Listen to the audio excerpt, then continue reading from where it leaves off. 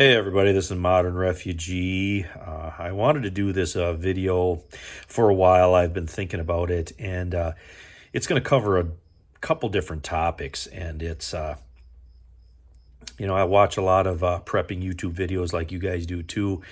And there's some things that I think we should go back to historical events that took place. Now, I was lucky when I talk about a couple of these things. Yeah, I had either experienced some of this stuff myself, or I knew people who had relatives that experienced some of the things that I'm going to talk about now. And a lot of this stuff is going to revolve around civil unrest. And civil unrest has kind of a natural way that it flows. There's something that agitates everybody. The civil unrest takes place. There is some type of event that takes place that quells that, and then there's some other type of reality on the other side of that. And I guess that's the easiest way that I can explain that. Now, a couple of different things. Now, I seen a lot of panic buying of a lot of stuff that preppers would consider to be essential things over the years because, I worked in that industry for a long time. Now, this particular instance that I'm going to talk to you about was some things that I talked to of people that were down there that worked in that industry at the time. And they were in loss prevention for a large retailer, which if I would mention, you guys would all recognize that large retailer. And it was in the hours leading up to the evacuation during Katrina. And when loss prevention was kind of notified about this, and big business and government are in bed together. So if business is doing something, it's because they pretty much got a heads up from somebody in the know. Unofficial phone calls and unofficial messages take place all the time. But the word came down that all the firearms and ammunition needed to be removed from the stores prior to this natural event, the hurricane, happening, because they knew that was the first stuff that was going to be looted and taken. And these people actually executed that to the best of their ability with what they had. They literally loaded up firearms and ammunition, put them in their private cars, and drove it right out of the area, more or less. And the other instance that I want to talk about is what's more commonly known as the Detroit race riots. Now, I actually had to do a report on the Detroit race riots when I was in school. And there were several people that I knew that had relatives that were down there, worked for Chrysler, or they were small children and they lived down there, and their parents had different recollections of what took place during the race riots.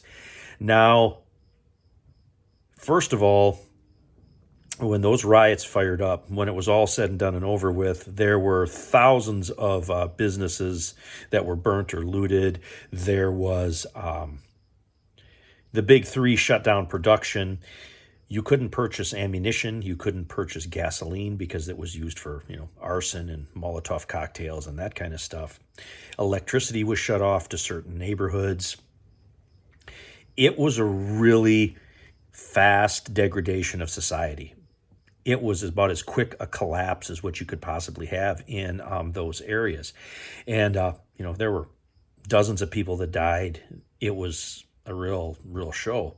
And it took a while for those instances to calm down and that to get quelled. They had to bring in, basically federal troops into Selfridge Air Force Base to kind of help quell that, National Guard, whatever. So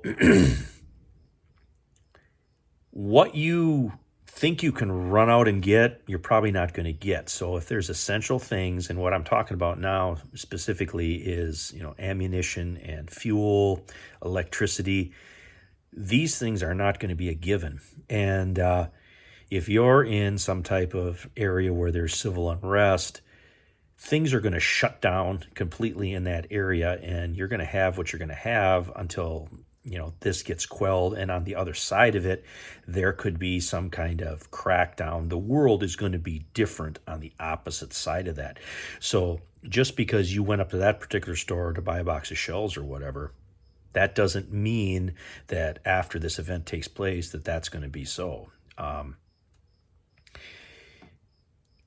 A lot of businesses and stuff nowadays worry about liability, and I can pretty much guarantee you that any larger business that sells that kind of stuff is probably not going to sell it if they're ordered to. Mom and pop shops might continue, but then again, are they going to have the manpower to repel some type of looting force or something that comes into that?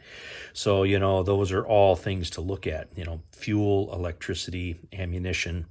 These are things that are going to become scarce. And you see a lot of videos where people talk about ammunition. Now, I've seen multiple panic buys on ammunition over the years. And it's pretty much said in all the YouTube videos to keep the common calibers. And well, that is true to an extent. When I seen multiple of these panic buys, the common calibers were always the first to go because those are the ones that everybody has. And the things that weren't as common, like your 40 Smith & Wesson, your 270 Winchester, these were still sort of available in the areas where you could get that stuff.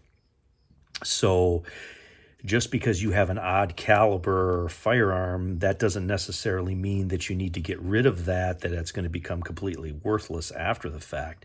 Because like I said, on all them different panic buys and stuff that I've seen, the things that were the most common were most commonly the ones that were sold out first. And another thing, you get your whole AKAR thing. People talk about that back and forth, which is better, whatever. AK ammunition is not as prevalent as AR ammunition because most of the stuff that people use is made overseas. Longer supply lines. The stuff that's domestically produced is easier to procure at this particular point. Do I think there's going to be a point where if there's some type of national incident, you're not going to be able to get any of that stuff? Yeah, that would be sort of a martial law type scenario where those things are just, stomped right down. And another thing when it comes to civil unrest and stuff, I read a lot of different things where there's curtailing of movement, whether it's, checkpoints or troops in the streets or people panicking to get out of an area that are clogging and congestion. That's another thing with civil unrest. There is a very good possibility that people aren't going to be moving around as much. Communication can go down. It can get, people always talk about, the cell hours can go down. And we always got the cyber threats now that we didn't have years ago. But there's also so many people are trying to get on that network at the same time to call loved ones or to text loved ones or whatever, get the word out, that it clogs the system. The same thing like people trying to get out of a dangerous area to more safe area. That's why there should be, your family and stuff should have protocols in place. If this happens, we do this. If that happens, we do that. And those things should be gone over from time to time so people can at least have an idea, okay, what do we do? When my kids were in school, my kids are all grown now, but when my kids were in school, I told them specifically, if something happens, whatever it is, and there's any confusion or anything, you take your pack and you walk home. And I actually took them around and I showed them different ways to walk home. You walk home this way, you stick to this tree line, whatever. And I went over that with them. So they had, okay, if this happens, nobody here is taking charge of the situation. We're going to take care of ourselves and we're going to go initiate our own safety, basically. And that's kind of the conversation that I wanted to have here with you guys, go over some of these things, some of the things from the recollections that I seen, because I think the potential for civil unrest is, it's been escalating over the years, and it seems like, it's ripe for something again. But anyway, this is Modern Refugee. I appreciate all my subscribers out there. Hope you guys got a little information, a little entertainment, and something to think about as always out of this video, and you guys have a good one.